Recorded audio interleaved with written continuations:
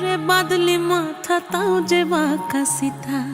মেদিনীপুরে রায়না চিরন বাঁকুড়ার ওই ফিতা, আর যতন করে বাঁধলি মাথা তাও যে বাঁকা সিথা।